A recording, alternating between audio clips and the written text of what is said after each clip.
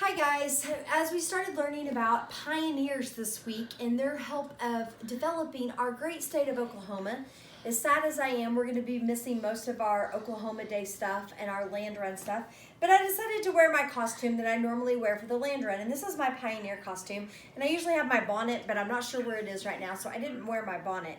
But today I wanted to talk a little bit more about life of children and school children on the Pioneer Plains in Oklahoma. Now, a typical Pioneer school had only one room, and it might not be as big as the one room that I'm sitting in my house. And all students, no matter how old they were, up to about 25 students, would be in the same classroom. And not only did boys and girls of different ages study together, they also played together during recess.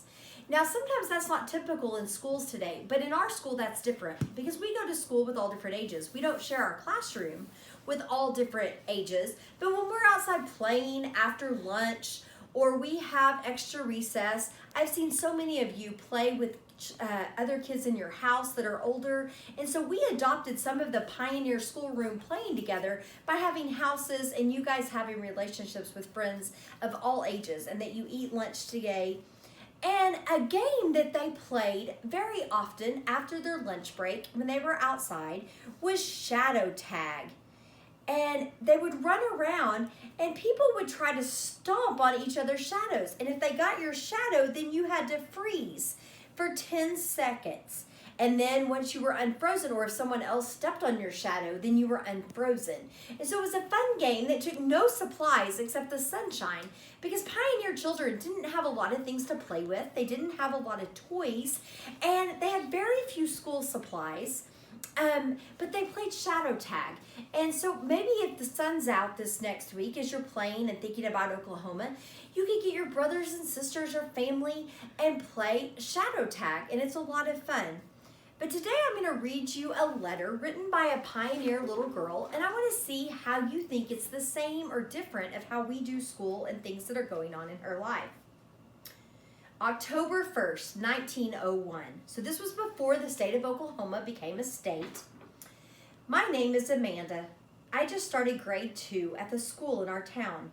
My older brother Billy is in grade 6, and my younger sister Sarah is just starting kindergarten, just like you guys. My teacher asked us to write a note to students 100 years from now to tell them what school is like and to try to imagine what it would be like for them. Father thinks people will have given up on school by then.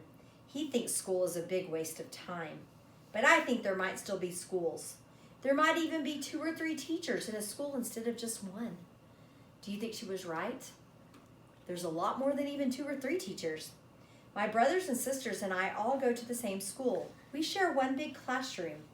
Miss Matheson is the teacher. She teaches all the kids in our community and from all the farms nearby. Right now, Miss Matheson is living at the Dirksons' house, but next month it will be our turn to board her. So the teachers lived with the families that they taught. Maybe I should move in with each one of you guys. I'm very excited about having her move in with us. She's very pretty and so smart. I wonder if one day parents will build the teacher her own house. Mrs. Matheson teaches everyone from kindergarten to grade 12, but there aren't very many students in the higher grades. Billy is in grade 6 now. Father says this will be his last year in school. He needs Billy to help more on the farm next year. Billy already misses school around harvest time. I go to school most of the time, except when I have to help Mom go to the market to sell our eggs. I think that 100 years there will be special days off so that kids can help sell eggs and won't have to miss class to do it. Well, we do get special days off, but probably most of you aren't selling eggs. Oh. I like school most of the time. We practice writing, reading, and arithmetic, which is another word for math. We use small chalkboards to practice math, and we use pens that we dip in ink to practice writing. Have you guys ever dipped a pen in ink or a feather in ink? I like writing with a pen, but I hate when the boys dip my hair in the ink. If there are still schools in 100 years, I'm sure the boys will still be dipping the girls' hair in ink. We would have our own books. We have to buy our own books, and Father says it's too expensive to buy new ones each year. I always have to use Billy's old books. He took pretty good care of them. Father would have taken him behind the woodshed if he hadn't, but it would still be nice to have a new book just once. It's chilly this morning. We have a big stove at the front of the room to keep the class warm in the winter, but we don't get any wood for it until it's cold all day. In the autumn, we have to wear our sweaters in the mornings until the sun warms things up. I think in 100 years, they'll be able to start the stove in autumn so their fingers won't be so cold in the mornings. I made our lunches today and Sarah helped.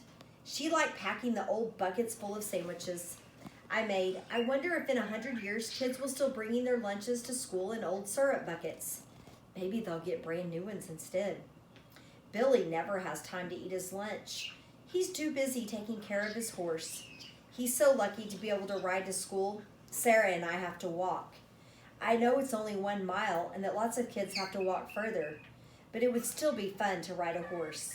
I think in 100 years, all of the kids will have their own horses and be able to ride to school, even the girls. It's almost time for recess, so I'm going to finish my note now. One thing's for sure, if there's still school in 100 years, I know there will still be recess. Love, Amanda. So this was a little girl's letter to what she thought school would look like in 100 years. And some things she guessed were right, and some things have totally changed. But this is what she was thinking about as a little girl on the Pioneer. Planes. And just like I talked about earlier, kids didn't have a lot of things to play with. So they would take bandanas or kitchen towels or pieces of scrap material that they could find because their mother sewed all their clothes and their blankets, and they would make toys. And today I'm going to show you how a Pioneer little girl or even a little boy would make dolls or things to play with. And so the first thing that they would do is they would use a piece of stuffing or some straw or something like that. Well, today I'm just going to use some paper towels. You can use paper towels, you can use stuffing, you can use whatever you have, a piece of paper crumpled up to make the head. And so right here in the middle of our bandana, we're going to fold and make a head, okay? Now, see, there's our little head for the doll. Now, we're going to use either some ribbon or some yarn or anything like that that you can to tie to make our little doll.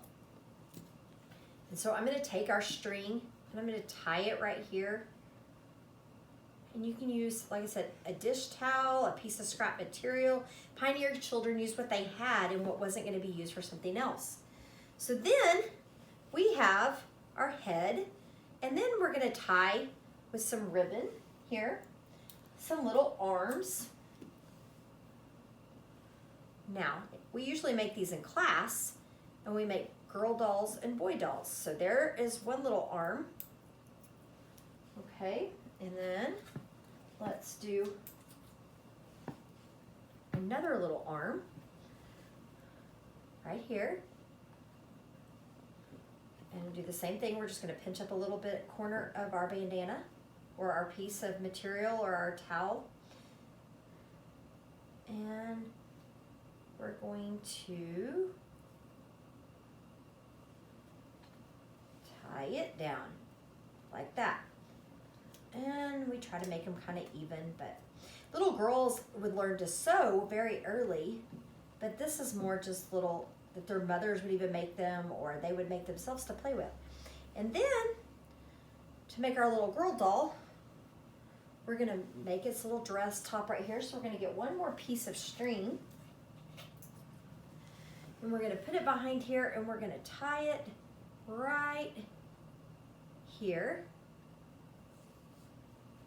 We have our little arms. We kind of fold the bandana so it looks like a little dress, and this is like their apron tied off. It's like the apron I'm wearing. We might even put a little bow here for the dress. Now, if it's a little boy, we wouldn't put a bow probably. So we trim off all the excess little strings and the excess on the bow and the excess around the head. And the little, right here, we would get rid of all the little, and then we would have a little doll that the girls would play with, just like you would maybe play with dolls. Now, if it was a little boy doll, we would take and split it and make pants, and we would tie 2 little strings down here, and it would be the pants, and it would be a little boy doll. So, or a little thing. Also, little boys would sometimes take a piece of material or an old rag, and they would wad up paper or stuffing or leaves or different things that they could find, and they would wad it up, and they would tie yarn around it, and they would make a ball to play with, because there wasn't Walmarts or Toys R Us's or Amazons that they could order toys. So I will be sending instructions for you guys to make a little Pioneer toy, and they were so excited when they would get something like this for Christmas or to have one small toy to play with. So this is our little doll, and I hope you had fun making that, and we'll learn more about pioneers and the things that they did on the prairie in Oklahoma tomorrow. I look forward to seeing you later. Talk to you later. Bye-bye.